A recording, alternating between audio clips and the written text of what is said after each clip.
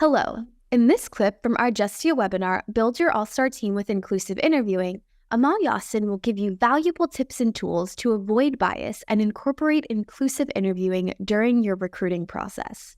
If you want to see more Justia videos on law practice and legal marketing, be sure to subscribe to our channel. So now, let's get to the tools. This is going to be key. We want to create an environment where we are, I would say, training, we are arming the various people within our organization we'll be interviewing with information and with tools so that they can engage in a more equitable interviewing process. And we can overcome many of these biases that we discussed. So let's get into some of these tools. Okay.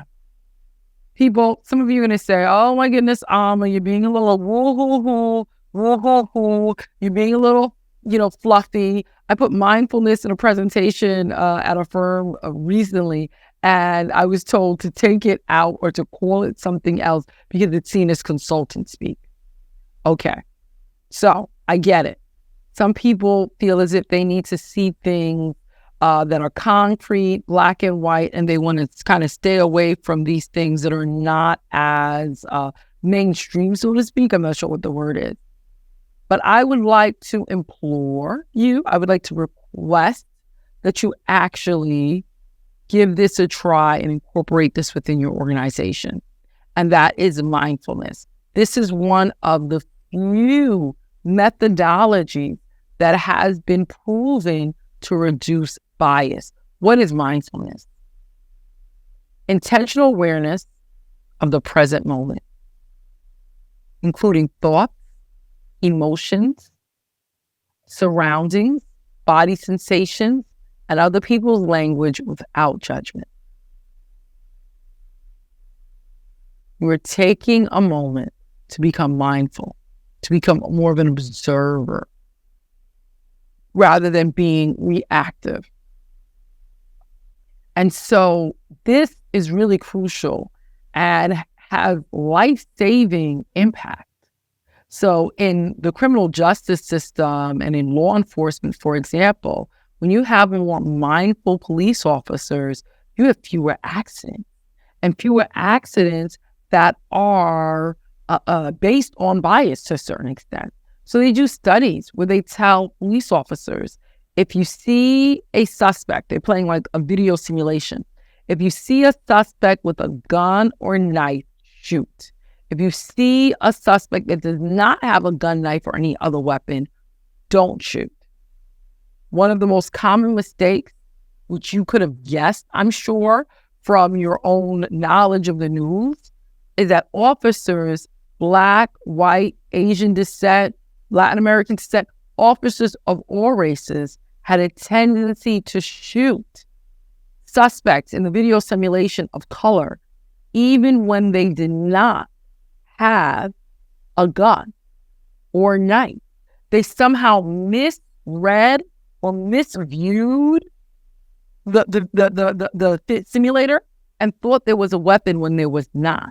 That was the most common mistake. And the other most common mistake was not seeing a weapon when the person was white. So all of these biases are coming at play. And how do we slow down that reactivity so they can actually look at the person and say, that's a wallet, that's not a gun. That's a hairbrush, that's not a gun. That's just the person's hand, it's not a gun. It's through mindfulness. So let's see how we can incorporate this at legal organizations. How we can encourage this. People are busy, but take a meditation break before the interview. Take a moment to actually become more aware of the present moment and not in this rush, reactive phase. Set an intention of fairness. Renew your commitment to equity. Acknowledge how you're feeling in the given moment so that you're ensuring that, all of these feelings, you're aware of them and they're not accidentally impacting the interview, so that if you're in a happy mood, you think the interview went great. But if you're in a sad mood because your spouse is getting on your nerves, the interview goes poorly, and you look at that person and the person did a poor job. Incorporate mindfulness. I know it's not seen as, what is the word? Concrete, but it's the most concrete weapon we have, to tell you the truth, against bias. Next up, connection. So this is a quote. I heard this quote on Super Soul Sunday with Maya Angelou, and I've loved it, and I've had it in my signature, my personal email signature. Don't beat me up. I never took Latin in school. I took Spanish. I didn't take Latin. So if I'm mispronouncing it egregiously, please forgive me. Homo sum humani nihil a me alienum puto. I am human, and I think nothing human is alien to me, meaning that whenever we think about another human being, we recognize, despite differences of external appearance, despite difference in background, differences in experiences, we understand that there is a human commonality. And this connection that we can have as human beings doesn't have to come from the superficial affinity that we root for the same baseball team or we went to the same law school. But we need to recognize and root it in common human experiences and emotions, right? So we can talk about career goals and work values. Develop a perspective of genuine interest in the interviewee. So when you're talking to the person and when you're engaging your mindful moment, you're going in saying, I'm going to get to know this person. I'm going to get to know this person. I'm going to have a genuine interest in this human being. Next up, prepared questions and notes, and then making sure that you're recording. So let's have a standard list of questions from HR, a vetted list of questions. So, and at many small organizations, this does not exist, right? Small organizations especially. She's just going in there, shooting the, so to speak. Add that questions that you're asking everyone so that you can really be able to compare better. This is a vetted list that is used consistently. This is what we want, a list that's used consistently.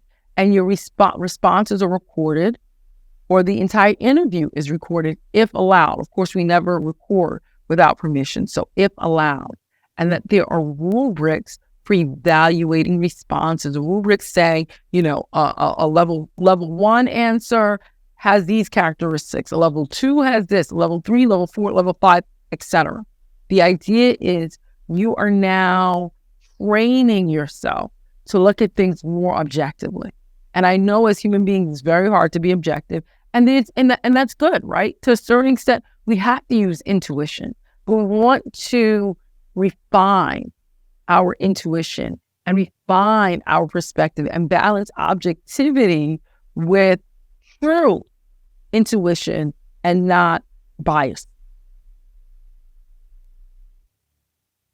Thank you. Next up, self-monitoring of mental questions. Now, this is why mindfulness is going to be key, because you've experienced this before. There's been a question in your mind, something struck you as odd, and you did not follow up on it. And then maybe you forgot about it. But you monitor yourself, try and monitor your assumptions in order to limit attribution bias so that you can ask these questions like, okay, I noticed you've had 3 jobs in the last 3 months. Okay, that's, I was going too far. Okay, you've had 3 jobs in the last year. Can you tell me more about what caused this or what happened, right? Or can you just give me some idea of what's happened? Lack of prior experience in the industry. Okay, I'm very curious. What has caused you to switch from A career to B career? You can get very interesting stories out of this, right? You spent time away from the industry. For 2 years, you weren't working at a firm. You were acting.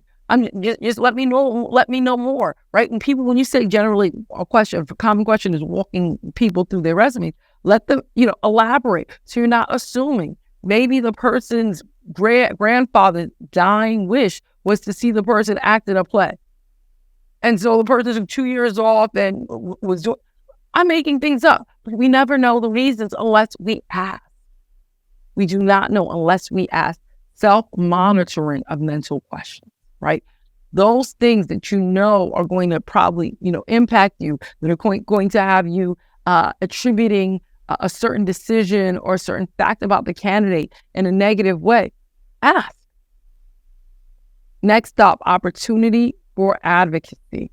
Allow the interviewee to share. Is there anything else you'd like to share with respect to why you'd be a good fit for this role? Let the person explain. Candidates very often have reasonable and helpful explanations for some negative aspects of their resumes or quote unquote negative aspects of their candidacy. Let them give them another opportunity, right? Make sure that you're giving those opportunities regularly.